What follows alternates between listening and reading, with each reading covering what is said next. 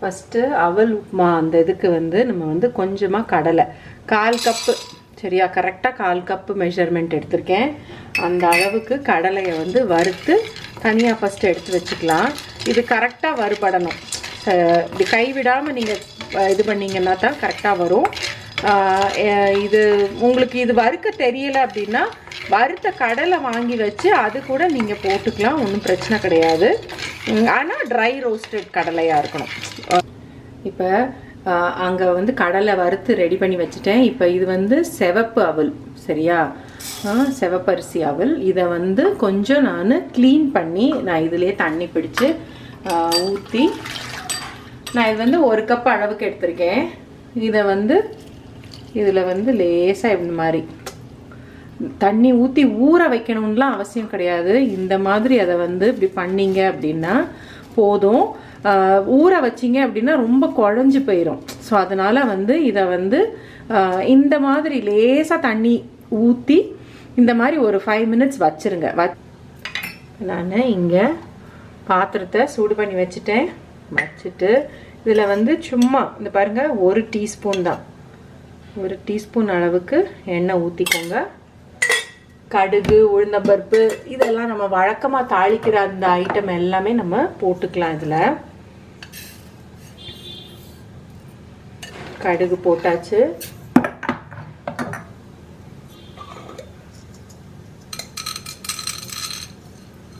உளுந்தும் போட்டுட்டேன். இது ரெண்டும் இப்போ வதங்கி வந்ததுக்கப்புறம் இதில் வெங்காயம், பச்சை மிளகா, இஞ்சி இதெல்லாம் போட்டுட்டு எல்லாத்தையும் வதக்கிட்டு அதுக்கப்புறம் அவலையும் போட்டோம்னா வேலை முடிஞ்சது. யூஸ்வலாக வந்து நமக்கு வந்து இப்போ நம்ம டயட்டில் இருக்கோம்னா நம்ம யூஸ்வலாக சப்பாத்தி தான் சாப்பிடுவோம். டின்னருக்குமே சப்பாத்தியே சாப்பிட்டு இது பண்ணிடுவோம். நமக்கு இப்போ எனக்கு கிட்டத்தட்ட வந்து ஒரு 10 டேஸாக நானுமே சப்பாத்தி தான் டெய்லி சாப்பிட்டுட்டு இருந்தேன். இப்போ பொரிய ஆரம்பிச்சிச்சு. நான் வந்து வெங்காயம் எல்லா வெங்காயமும் உப்பு போடல. நான் அடுத்து இன்னொரு ரெசிபிக்காக அதை வச்சுருக்கேன். மீதி வெங்காயம், பச்சை மிளகா, கருவேப்பிலை, இஞ்சி இதையும் போட்டுடுறேன். ஸோ அதனால் எனக்கு வந்து ரொம்ப போர் அடிச்சிருச்சு. சப்பாத்தி அதே சாப்பிட்டு ரொம்ப போர் அடிச்சிருச்சு. கொஞ்சம் நான் சர்ச் பண்ணேன். இன்னும் கொஞ்சம் ஹெல்த்தியாகவும் அதே நேரத்தில் கொஞ்சம் டிஃப்ரெண்ட்டான ரெசிபி என்ன பார்க்கலாம் அப்படின்னு போது தான் இந்த அவல் உப்புமா இருந்தது. சரி சாப்பிடலாம் நம்ம. ஏன்னா நம்ம யூஸ்வலாக உப்புமானா நம்ம நிறைய எண்ணெய் போடுவோம். இதுக்கு வந்து காய்கறி இதெல்லாம் வந்து உங்களோட விருப்பம் தான். காய்கறி வேணும்னா போட்டுக்கோங்க. இதில் நான் கேரட் திருவி போடுறேன், கேப்சிகம் அதே மாதிரி போடுறேன். இதெல்லாமே உங்களோட விருப்பம்தான். உங்களுக்கு பிடிச்சா நீங்கள் போடலாம், இல்லைன்னா நீங்கள் அவாய்ட் பண்ணிக்கலாம். நான் எனக்கு கொஞ்சம் ஃபில்லிங்காகவும் இருக்கணும், கொஞ்சம் கூட ஹெல்த்தியாகவும் இருக்கணுன்றதுக்காகத்தான் நான் இந்த கேரட்டு, கேபேஜெலாம் நான் போடுறேன். கேப்சிகம் கேபேஜ் இல்லை சரியா. இப்போ இது போக நெக்ஸ்ட்டு நம்ம போட வேண்டியது மஞ்சத்தூள்.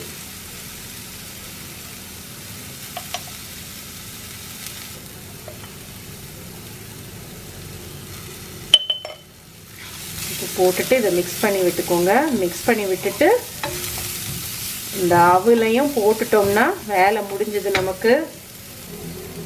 பார்த்தீங்களா, அந்த அவல்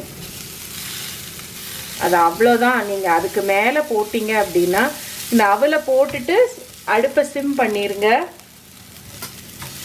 ஒட்டிடக்கூடாது நமக்கு. இது ஒரு பவுல் நம்ம சாப்பிட்டோம்னாலே நமக்கு ஃபில்லிங்காக இருக்கும். இது வந்து இன்னும் கொஞ்சம் உங்களுக்கு நான் இன்றைக்கி எனக்கு மட்டும்தான் அப்படின்றதுனால நான் வந்து கொஞ்சமாக பண்ணியிருக்கேன். உங்களுக்கு வந்து நீங்கள் ஃபுல் ஃபேமிலிக்கு செய்ய போகிறீங்கன்னா அதுக்கு ஏற்ற மாதிரி நீங்கள் எடுத்துக்கோங்க சரியா. இப்போது இதில் இந்த நம்ம வறுத்து வச்சுருக்கிற கடலை இது கூட போதும்னு நினைக்கிறேன், நிறையா வேண்டாம்.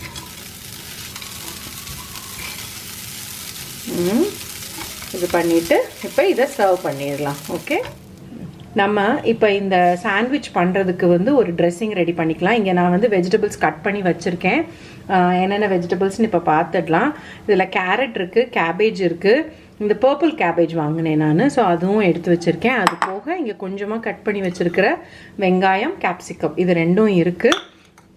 இந்த இது பார்த்தீங்கன்னா இது என்னென்னா ஹங் கர்ட், அதாவது தயிரை வந்து நம்ம நல்லா இந்த மாதிரி ஒரு ஒரு துணியில் மூட்டை கட்டி வச்சிட்டோம் அப்படின்னா இந்த மாதிரி உங்களுக்கு நல்லா க்ரீமியாக ஆகிடும். இதை வந்து இதுக்கப்புறம் நம்ம பீட் பண்ணி யூஸ் பண்ணிக்கலாம். இதுதான் நமக்கு இப்போ இந்த இதுக்கு சாண்ட்விச்சுக்கு உண்டான பேஸாக இருக்க போது. இது போக வந்து நான் இன்னொரு சட்னி ஒன்று பண்ணியிருக்கேன், அதுவும் நான் உங்களுக்கு காட்டிடுறேன் அப்புறமா.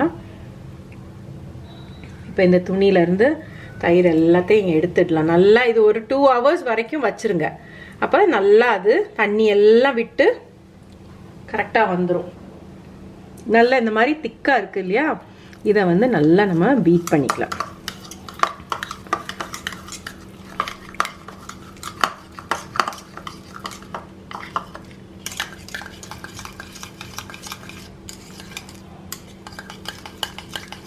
இதை பீட் பண்ணிக்கோங்க நல்லா. இதில் வந்து சால்ட்டு, பெப்பர் இது ரெண்டுமே போட்டுக்கோங்க.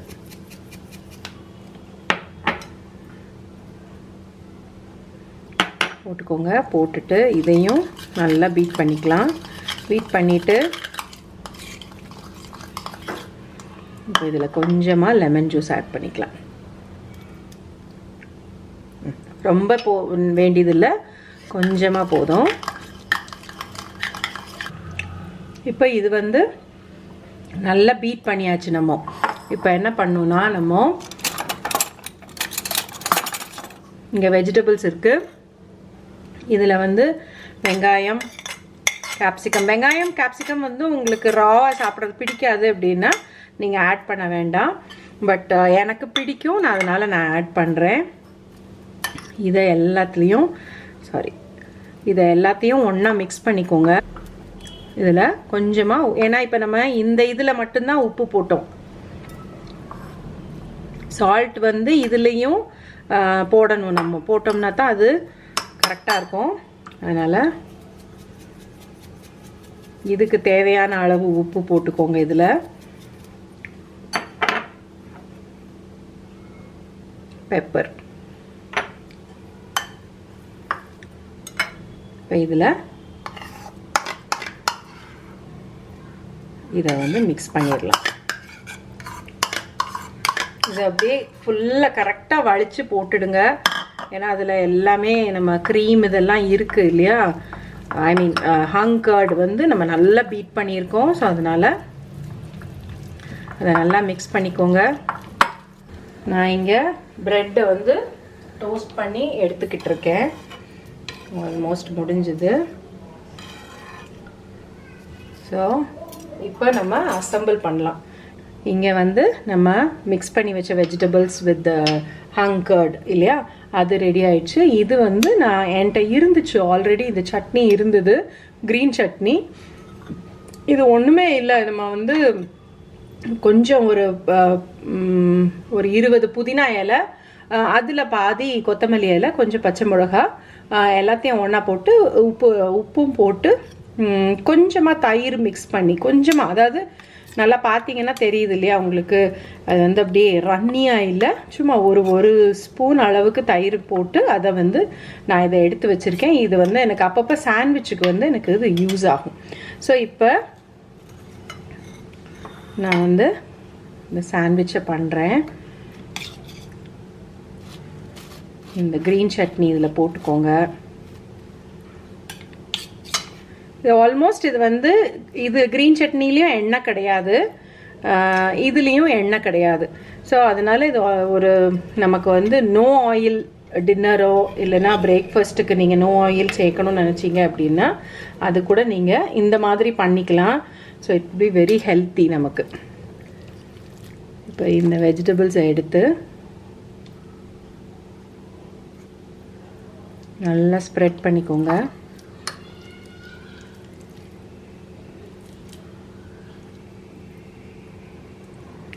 ஸ்ப்ரெட் பண்ணிவிட்டு இது மேலே வச்சிடலாம்.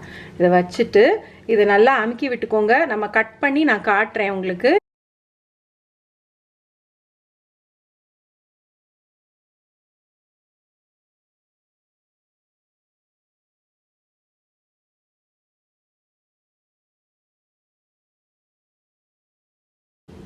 பார்த்தீங்களா, பியூட்டிஃபுல்லான மயோனீஸ்லாம் எதுவும் இல்லாமல் ஆனாலும் க்ரீமியாக ஒரு சாண்ட்விச் ரெடி ஆயிடுச்சு.